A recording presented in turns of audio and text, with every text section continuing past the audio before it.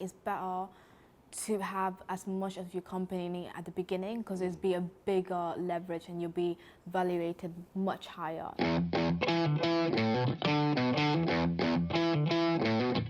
Abi from CGV, thank you so much for coming into the show. Thank you for having me. We're going to chat today about something that you've done that's quite a big undertaking, right? Okay. It's like you started this journey 2 years ago, and it's a pretty incredible one. You started an angel network from the ground up. Is Yes, that probably the best me way? and my team started an angel syndicate from the ground up. Yeah, so That's it's weird. crazy I know. hard to do. Like it's such a huge undertaking.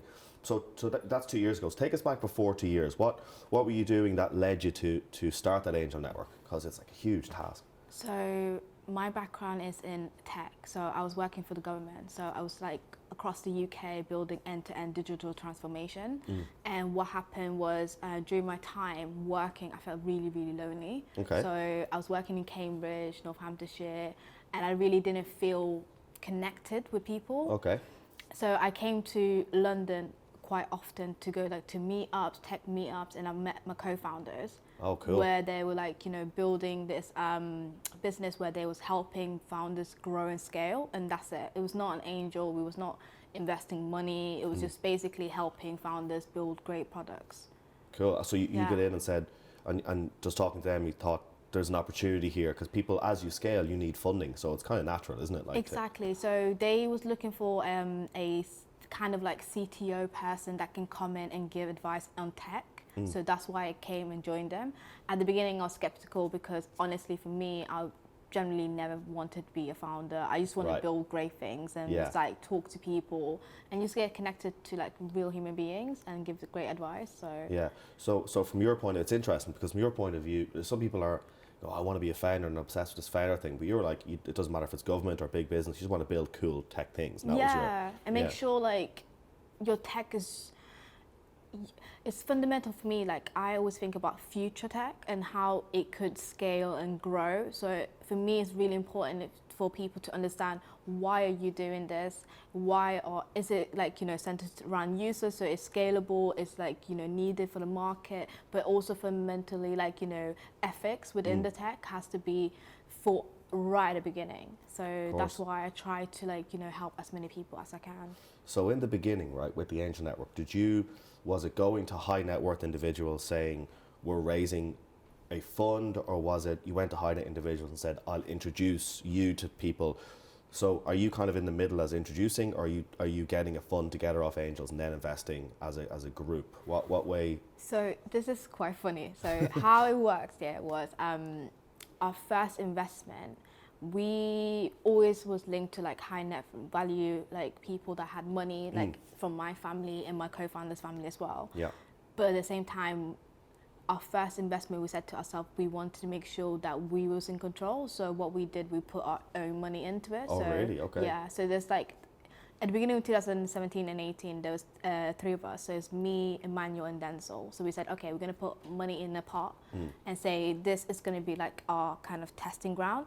And then also we said to ourselves, from reading content and things that worked before, get a co-investor as well. So we invited a co-investor that we thought that he'd be useful, his expertise. You knew him already? We already knew them. Oh, cool. All right. So they did a match and we put the fund together and then we led a angel syndicate. Cool. And did it go has it grown with more angels since then? Yes, so it was invested in Afrocentrics back in great. November. We had them on the show before. Oh, okay, cool. So that's our first investment. Oh, really? Was it? Yeah, they're great. So they were good. great. So we met them at the beginning of 2018 when they were just raising. So they was looking just for advice, and they came to us and we're like, oh yeah, great.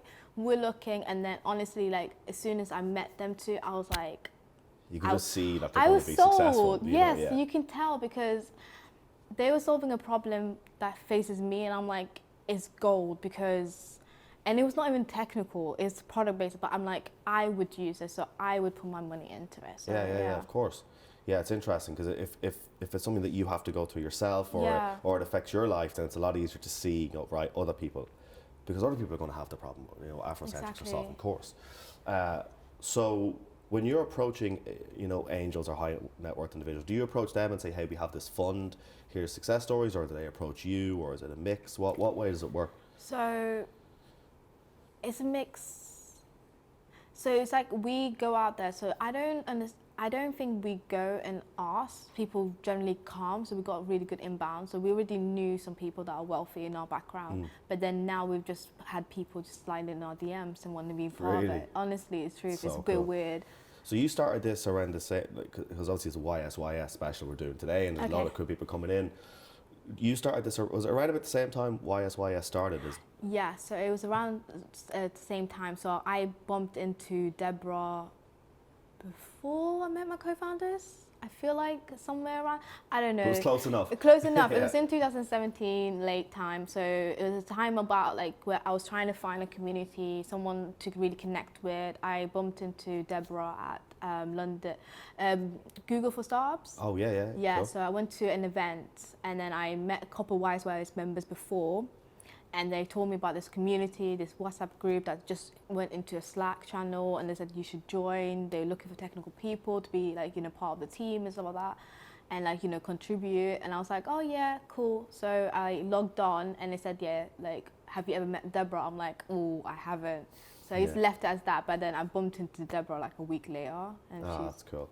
So because obviously we chatted a bit off camera before, right, about things happen and you kind of just go with things, right? And then if things start to go this direction, just go at it. What's your dream at the minute for what you do in the fund and everything? What is the dream, I suppose? Is it to raise a bigger fund? Is it to see these businesses scale? Is it to help them scale? What do you think the future of it is? So I think it's a bit of both. So I want to see the businesses that we invest scale, and I want to be part of the next, like funding round, and just keep going and be part of that family, and seeing them come from like, the beginning to the end. For CGV itself, I want it to be as big as a massive fund. Maybe in the future, maybe we'll raise into a fund or maybe pivot into VC. I don't know. Like right now, I'm just taking as time is. As we spoke before, like I always believe in like whatever happens, happens. You just need to just let it naturally go. So we was not meant to be an angel fund, syndicate group, whatever, but we just slowly like pivoted into that. Yeah, it's quite cool. So Afrocentrics is one. Who else have you? So the CGV has an investment in other companies. Okay, we are looking at different diverse. So we specifically look at underrepresented founders. So that is females, people of color, LGBT, and more. And it has to be like 25% within your team. It has to be underrepresented. And we're considering any kind of businesses, anything interesting. For me personally, I like anything techie based, so I'm able to do that due diligence on that company. Yeah, it's interesting, right? Because there's loads of founders that watch the shows. 40,000 watch every single day, right? 5 days a week, and they're all building something, right? Whether it's a product based or it's something cool and nerdy and techie, or people are trying to build social networks that are niche, and there's a load of stuff. What should people focus on? If they want to start something tech, what should they ask them? What should they ask themselves around the product itself and the business? So I would say before thinking if it's an investable business, it's more than the product. You have to go back to basic, like business 101. Okay. Like it has to fulfill a user need, and the easiest way to do it is to figure out like what problem you're solving, and what the problem is, and then applying a solution to it.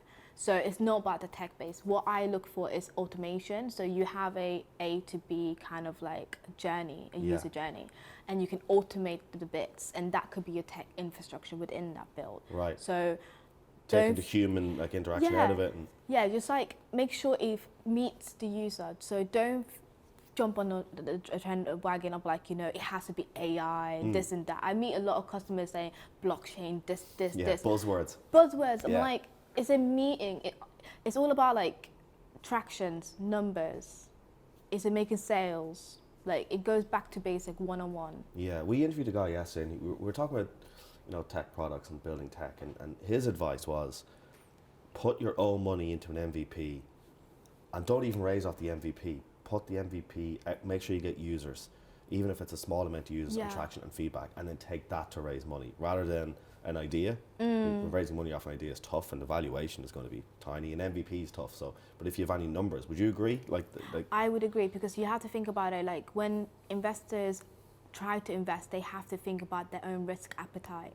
So they're more likely going to start like following this pattern. So this pattern would be like, I would look at a founder, first of all, is the solution solving the problem? And then the second question is, are you the right person to solve this problem? Yeah. And then the third thing is, have you gone away and used your own initiative, your own grit to try to solve the problem? And now you need money to scale and grow.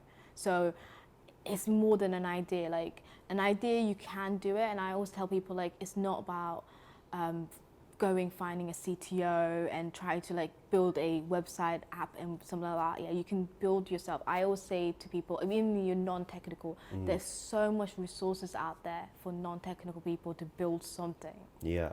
And then going and getting the customers, getting the sales, getting the traction, and then bringing it back if you need. And I always say, just see how it goes. You don't need investment sometimes. I just believe sometimes you don't. Yeah, I know. Do you ever have a company called Tune? Yeah. Yeah, Josh. So Josh that runs Tune. He got like investment off Ashton Kutcher to Yeah. and all sorts of stuff, which is really cool. But he's put so much time into that himself. You know, working like throughout the night. He's a designer, so working throughout the night and getting it done, hustling, meeting so many people. But I noticed on, you know, he tweeted a couple of weeks ago, like mad tweet storm he went on, but he was saying like he's taking consultancy jobs to keep this part of the business. So he's like busting his ass during the day so he doesn't have to get more investment, give more of his company away. Yeah. To actually, which is a clever move. It's clever. I always believe like it's better to have as much of your company at the beginning because it'll be a bigger leverage and you'll be evaluated much higher. Again, the current narrative that we are pushed in social media is like the trends in America where people get 2 million, 3 million. It doesn't work As in seed. as seed, Yeah. but it doesn't work like that in the UK, first of all. And second of all, if you look at people's stories, they're not first-time founders. They're like third founders. They've exited, they IPO. Yeah, or they're like first employees of Skype and have this crazy background. Yeah. Exactly. So they have this thing called innovation capital. So innovation capital has like different attributes. So you have like the human capital where you have the skills, you have like the grit, you have this, but then also reputation, which is a key thing. Okay. Like, do people forget that a lot here? Do people not take reputation into account enough in the UK? It's huge in the States. It's huge in the UK. So it's huge when you go corporate, but then I feel like that little missing piece has been missed when people talk about startups in the ecosystem. Reputation is key. Are you a trustworthy person? Can I trust you with my money? What have you done before? And you can come back with trust. Like, you have to build. So I think as a first-time founder, I would say just go away, build. That reputation will stay with you. Also get yourself connected with communities that can vouch for you. Yeah. And yeah, it's good advice. Look, but where can people find out more? Because obviously loads of people watch the show. It'd be cool for them to find out more. Where can they go? So they can go, like, I tweet a lot. So if you go to Abi Mohamed, so ABII_Mohamed, MOHAMED, or if not CGV, we're on all social media like Twitter, Instagram, LinkedIn. I'll link it all up below anyway, so definitely they should go check it out. Thank you so much for giving me your time today. Appreciate it. Me. Cheers. Thank you.